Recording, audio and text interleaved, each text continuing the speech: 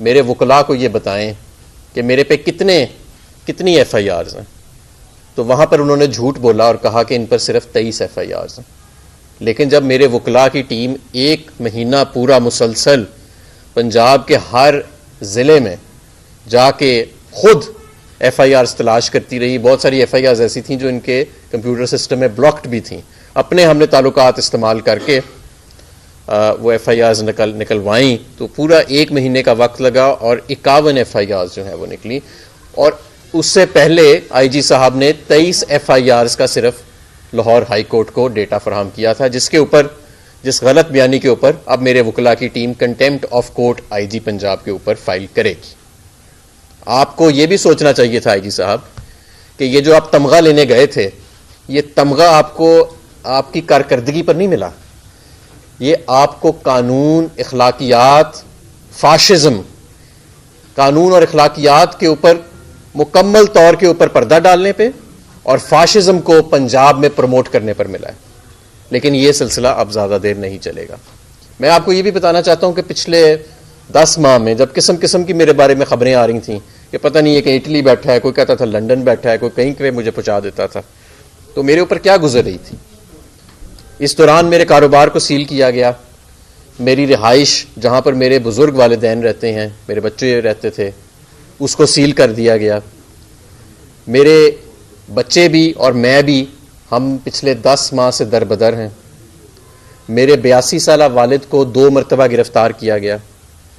मेरे वालिद को ये भी धमकी दी गई कि अगर मैंने गिरफ्तारी ना दी तो मेरी बहनों के घर जाके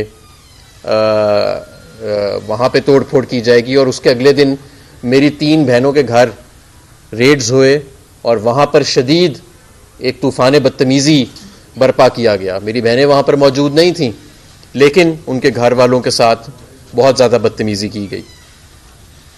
और मेरा कसूर क्या था कि जिसकी वजह से ये निस्फ सेंचुरी, और ये मेरा सिर्फ कसूर ये था कि मैंने उन चोरों डाकुओं की टोली को, जिसको कभी IPP का नाम दिया जाता था, कभी PTI IP का नाम दिया जाता था, कभी नून लीग को लाडला लीग की शक्ल में दोबारा जन्म देने की कोशिश की जाती थी, कभी पीपल्स पार्टी जो एक ज़माने में एंटी एस्टेब्लिशमेंट जमात कहलाती थी और आज वो भी इसी इस्टेब्लिशमेंट के बलबोते के सहारे पर खड़ी है, कि मैंने इन सब को इसमें शमूलियत इख्तियार नहीं की। और मैंने अपने दौर में उस तरह लूट मार नहीं की, उस तरह मैंने करप्शन नहीं की जिस तरह इनके वुज़रा जिनको आज इस कौम पर मुसल्लत किया गया है उन्होंने की। मेरा कसूर सिर्फ ये था। और मेरा कसूर सबसे बड़ा ये था कि मैंने अपने कायद इमरान खान को इस मुश्किल वक्त में छोड़ने से इनकार किया, और ना मैं छोड़ूंगा। मैंने अपनी जमात में अपनी कारकुनों के साथ खड़ा रहा, और इसके नतीजे में जिस तरह चीफ जस्टिस फायज ईसा साहब कहते हैं ना, take the heat, if you can't take the heat get out of the kitchen. तो हमने, चीफ जस्टिस साहब, हमने तो हीट ले ली है, लेकिन हमें हमारा कानूनी हक नहीं मिला। अफसोस से मैं कहना चाहता हूं, पिछले 10 माह में सिर्फ मुझ पर ही नहीं, हजारों बेगुनाह लोगों पर जो जबर हुआ, जो जुल्म हुआ, उसका कौन जवाब दे? किसी एक शख्स पर भी, किसी एक बेगुनाह शख्स पर भी अगर रियासत जबर करती है या कोई एक दूसरे पर जुल्म करता है, तो उसका हिसाब अदलिया ने तो देना है। उसका मतलब है कि अदलिया से कहीं ना कहीं पे कोताही हुई है, और सबसे पहले जाहिर है कि चीफ जस्टिस ऑफ पाकिस्तान को इसका जवाब देना होगा। इसलिए मैं चीफ जस्टिस ऑफ पाकिस्तान से और ख़ास तौर पर लाहौर हाई कोर्ट के जजेस से ये इल्तिजा करता हूँ कि किसी प्रेशर में आके, किसी खौफ में आके अपने ऊपर से प्रेशर उठाकर बेगुनाहों लोगों पर ना डालें। अगर आप अपना काम नहीं कर सकते तो आप इस्तीफा दे दें, किसी दूसरे बाहिम्मत जज को यह मौका दें कि वो सामने आए और इंसाफ को यकीनी बनाए। ये तो नहीं हो सकता कि आप इंसाफ की कुर्सी पर बैठे रहें और लोगों पर जाली पर्चे भी हो रहे हैं, लोगों के घर बार भी तोड़े जा रहे हैं, लोगों को हरासा भी किया जा रहा है, लोगों को अगवा भी किया जा रहा है, लोगों पर तशद्दुद भी किया जा रहा है, जमहूरियत का जनाजा निकाला जा रहा है, इंसानी और शख्सी हकूक का जनाजा निकाला जा रहा है, 2/3 अक्सरियत से अवाम मैंडेट देती है, उसको पूरी दुनिया के सामने, पूरे मुल्क का मजाक बना के चुराया जा रहा है। और आप दूसरों को कहें कि if you can't take the heat then get out of the kitchen. हमने तो 10 माह हीट ले ली है, अब बहरहाल अब आपका इम्तिहान है और अब हम देखते हैं कि आप किस तरह अपनी ही अदलिया जो है उसको तहफ़्फ़ुज़ फराहम करते हैं और इस मुल्क के अंदर जमहूरियत, आइन और कानून को यकीनी बनाते हैं। मैं ये भी कहना चाहता हूं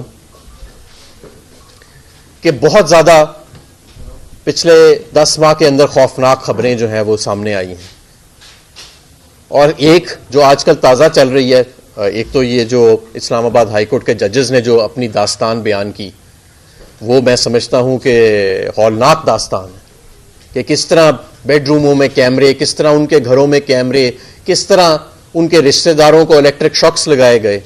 ये सब तो अपनी जगह ठीक, लेकिन एक खबर ये आई कि बुशरा बीबी को जहर दिया गया मुबैना तौर पे और उनकी ज़बान जल गई, उनकी तबीयत इस वक्त शदीद नासाज है। और ये कोई ऐसी अनहोनी बात नहीं है। इसी मुल्क के अंदर अरशद शरीफ को, इसी दौर के अंदर अरशद शरीफ का कत्ल भी हुआ। इसी मुल्क के अंदर इमरान खान के जिस्म को गोलियों से छल्ली किया गया। इसी मुल्क के अंदर हमारे 34 कारकुनों को शहीद किया गया 9 मई वाले दिन। इसी मुल्क के अंदर इलेक्शंस 90 दिन के अंदर उनका इनेकाद नहीं हुआ। इसी मुल्क के अंदर मीडिया को की ज़बान बंदी की गई। इसी मुल्क के अंदर आज 40 दिन से ज़्यादा हो गए आपका सोशल मीडिया प्लेटफॉर्म ट्विटर बंद है। तो ये कोई अनहोनी बात नहीं होगी अगर बुशरा बीबी को भी जहर देने की जो खबर है वो सच साबित होती है, और ये सच ही होगी खबर, क्योंकि जाहिर है कि उन्होंने बड़ी जिम्मेदारी से बात की है। हमारे कारकुन, हमारे लीडर जेल में है, इमरान खान साहब जेल में है, 10 माह गुजर चुके हैं, कोई एक केस इन पे साबित हो नहीं सका। ये 51 लोगों पे जो जाली इन्होंने केसेस किए हैं उनका भी मेरे जैसे पर्चों वाला ही हाल है। 51 जगहों पे मेरे ऊपर पर्चे हैं, किसी एक जगह पर भी मैं मौजूद नहीं।